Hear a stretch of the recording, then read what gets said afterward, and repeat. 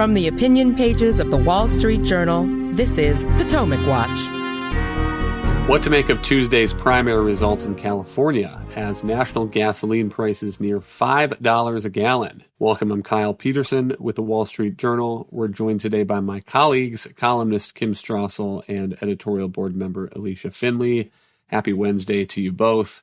Let's start again in San Francisco, where progressive prosecutor Chesa Boudin has been recalled, and the latest figures show it wasn't even close. About 125,000 votes reported, 60% yes on the recall, 40% no, though those figures could shift a little bit as final votes are counted. And here's what Boudin's response was on election night. And I want to be very clear about what happened tonight. The right-wing billionaires outspent us 3-1.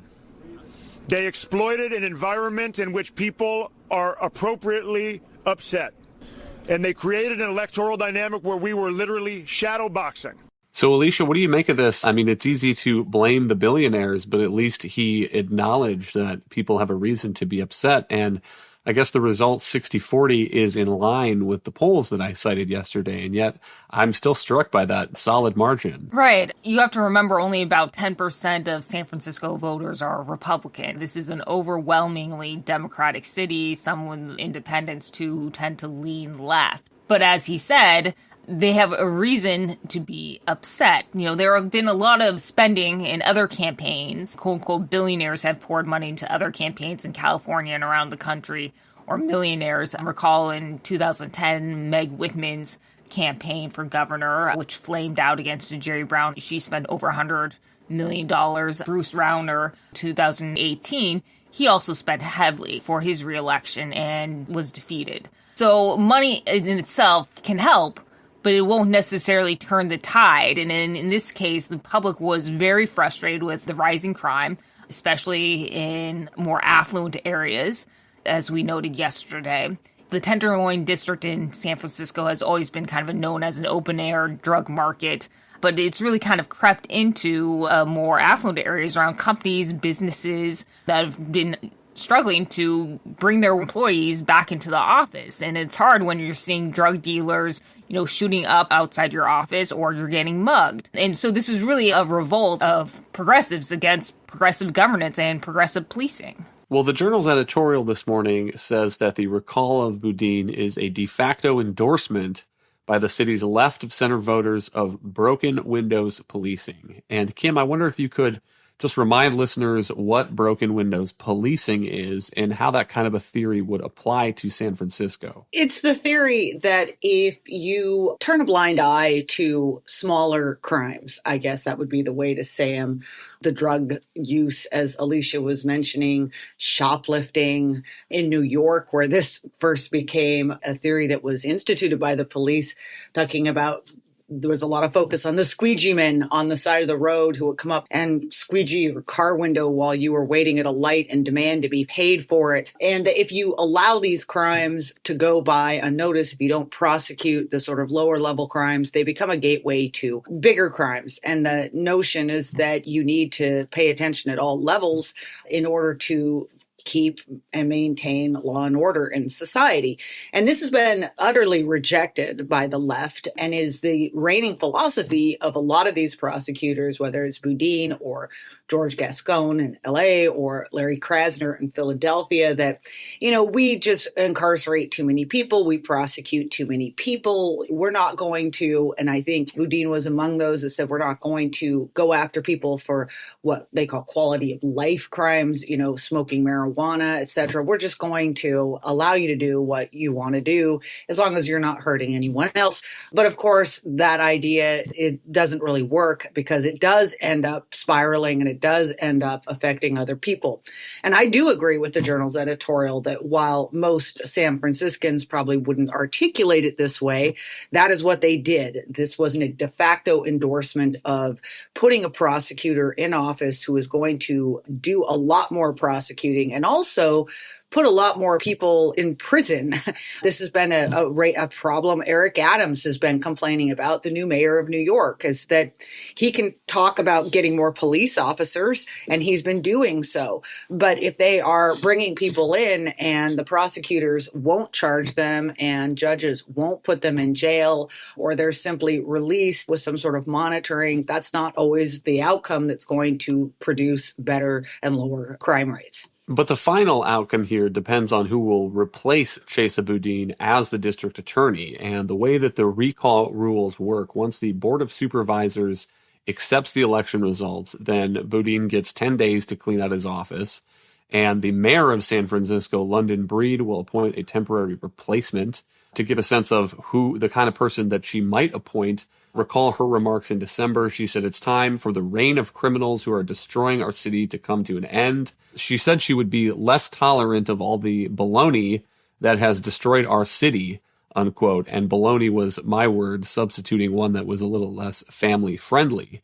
But that person, that temporary replacement, only goes through the election then, and voters in November, Alicia, will pick a permanent new district attorney. And so we know that the voters have said that what Boudin is doing wasn't working, but it remains to be seen when they get to the polls in November whether they will endorse a candidate who wants to take a different direction. I think that's right. You saw in the New York mayoral race, you would have thought that that was a referendum on the progressive policing, or the mayoral race last year with the election of Eric Adams. But on the other hand, the voters also elected a very progressive district attorney in Manhattan, which has kind of stifled or hamstrung Adams' agenda to clean up the streets and crack down on these, quality of life crimes, because he hasn't been enforcing many, homelessness, which may not in itself be a crime, but, drug dealing in Times Square, for instance, which is becoming also an open-air drug market. He hasn't been enforcing, turnstile jumping and such. That is typical broken windows policing. And so I guess the question is, this creates kind of a paradox in San Francisco. Well, on one hand, yes, they implicitly are, endorsing broken windows policing. But on the other hand, when it comes to campaigning, and then they're going to be told that, broken windows policing is going to lead to more minorities being locked up or arrested, and disproportionate consequences for minorities, which is really what's been driving the kind of progressive policing movement, has been this kind of woke mentality. Are they going to vote this way? And I think that remains to be seen. In the Los Angeles mayor's race, meanwhile, the leading candidate is real estate developer Rick Caruso. He's a former Republican, and according to the results we have in hand now, he is up 5 points over progressive Congresswoman Karen Bass. The results we have right now are 42% to 37%. And so they will go, they're the top two candidates in this California jungle primary system. They will go to the general election in November. And here's what each of them are saying, starting with Caruso and then Bass. I frequently hear and read how divided people are, but what I found out is that people share so much in common. They're upset about the problems of homelessness. They're upset about the problems of crime, corruption, but they're also upset that our city government seems to accept these problems as if life has to be this way. What voters are saying tonight is no, it doesn't. It does not have to be this way. All of us stood strong against an onslaught, a $45 million onslaught to be exact, spent by a billionaire. It's all of the community organizations that fueled this campaign, that walked precincts, made thousands of calls, that are at the heart of this campaign and will carry us over the finish line. So we still have 5 months until the November election, but Kim, I guess my instinct is that the general election electorate, the voters that will turn out in November, are probably more mixed, more centrist, more moderate than people who come out and vote in primaries. And so it raises the prospect, could Los Angeles really be led by an ex-Republican billionaire? By the way, just as an aside, everyone notice a lot of Democrats complaining about billionaire money? Chesa Boudin, by the way, it should be noted, got his own job in part because he and prosecutors around the country were all funded by a billionaire named George Soros. So I just wanted to put that on the record. This is a really striking result in the LA race because, as you note, Caruso was until not long ago a registered Republican. And I kind of like this strategy where he basically just said, well, he hasn't even really ever explained it. He just re-registered as a Democrat and apparently gave license to anybody who is a Democratic primary to feel free to vote for him because he had a D behind his name. And when Karen Bass got into this race, she was considered a shoo-in. And here he comes, and there's a lot of people noting that he didn't reach the 50% mark that would have made it so that they didn't have to have a runoff. But the fact that he was leading her in the latest vote totals is a pretty stunning commentary on how the people of LA are feeling. I think one of the biggest things, we talked about this a little bit yesterday, was simply the very vivid contrast between his promise to put with hard numbers an additional 1,500 officers on the street versus Karen Bass's more fuzzy, I'm going to do more in terms of community policing. And, by the end of the campaign, she too was making a nod to the need for more people out on the street. But it just lacked the commitment that he did. And he had a very solid proposal. Also, his insistence he was going to deal with homelessness, which has become a huge issue in cities in California in particular. So, yeah, I think you're right as well. For a general electorate that probably is less radical than those who come out and vote in primaries, this could position him very well. And this would be very striking to end up having a businessman who until recently was a registered Republican end up as the mayor of one of the most liberal cities in the country. Hang tight. We'll be right back. You're listening to Potomac Watch from the Wall Street Journal.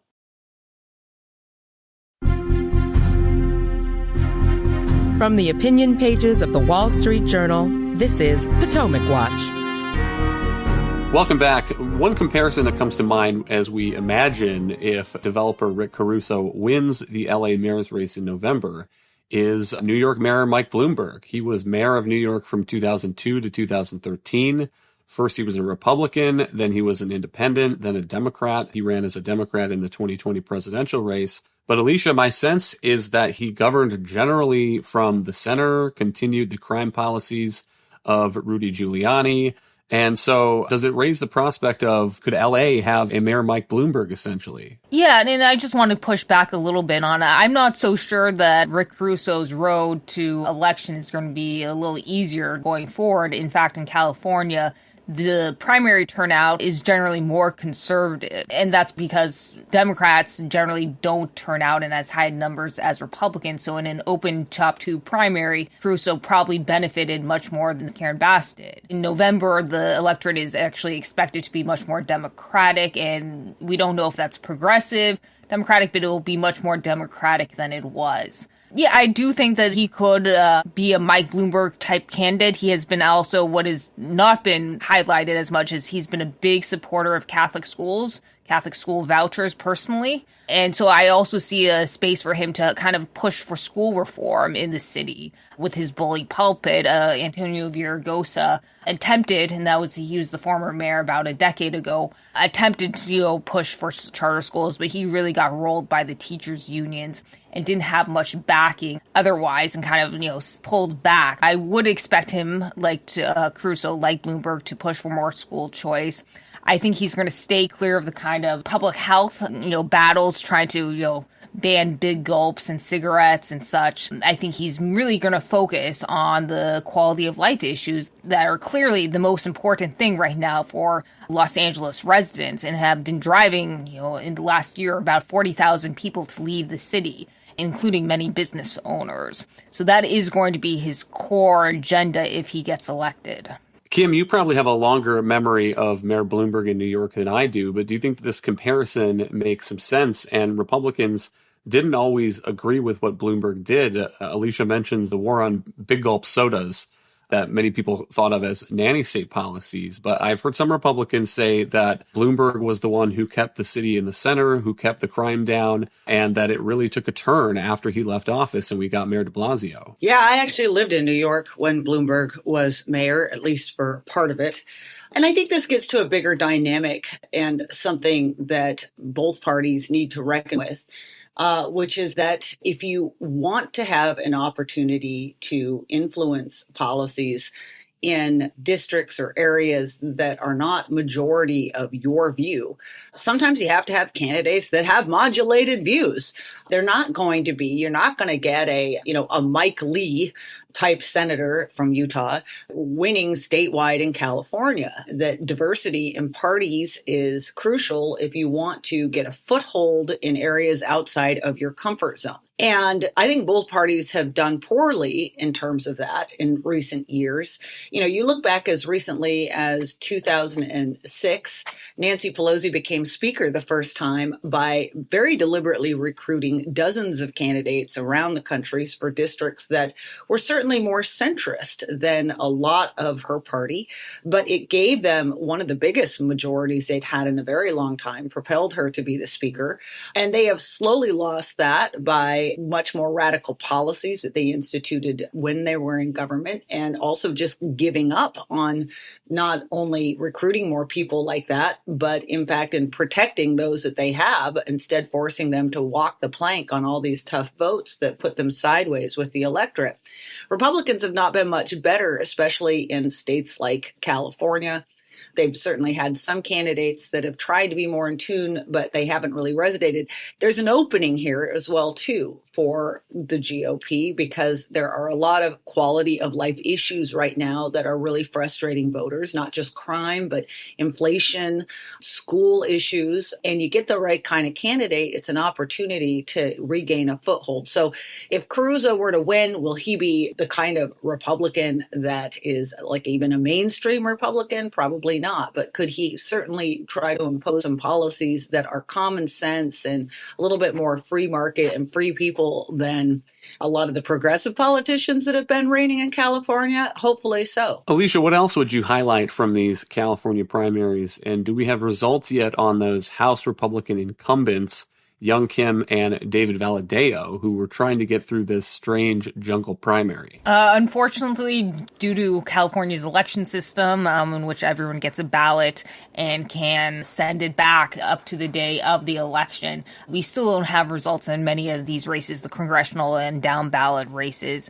that are expected to be closer, and that includes the Valadao and the Young Kim race. They are right now up ahead. We don't know exactly how many ballots are left outstanding. They could be kind of trickling in and being counted over the next several weeks. This is, again, one of the problems with the California system is you just don't get the results immediately. We do know, the top of the ballot races, which governors and the statewide races, Democrats won overwhelmingly. Democrats candidates polled around 60% of the vote in most of those races, which probably doesn't bode well for Republicans running for statewide office in the fall.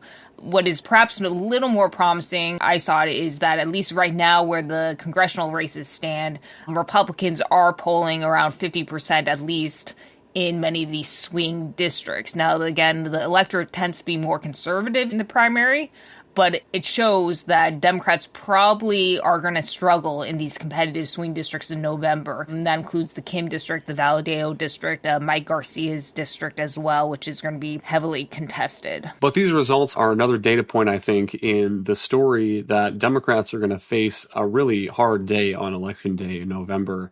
And the other piece of news I would throw in here is gasoline prices now near $5 a gallon nationally. You can check those numbers at AAA. It says the national average today is $4.95.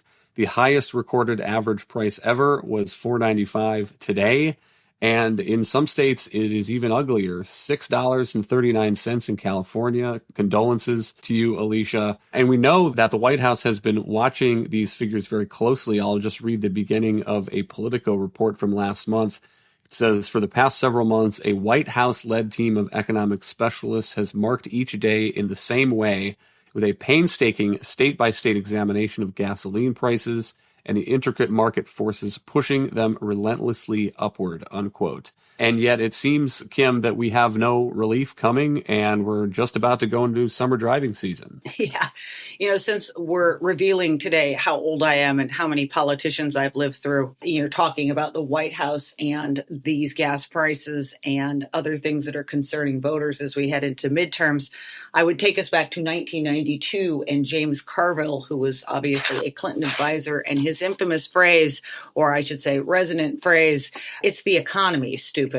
And the idea behind that very simple motif was that politicians, they might want to tackle a whole range of issues, but when they get sideways is when they take their eye off economic performance. And you begin to see things like what you're talking about, Kyle, like extraordinary gas price hikes, the inflation that is now rippling through every aspect of the economy. And that's important, by the way, too. It's not as if it's any longer constrained to used autos or just gas. It's in food, it's in retail, it's in apparel, it's in hotels, it's in airline flights. There's no escaping it.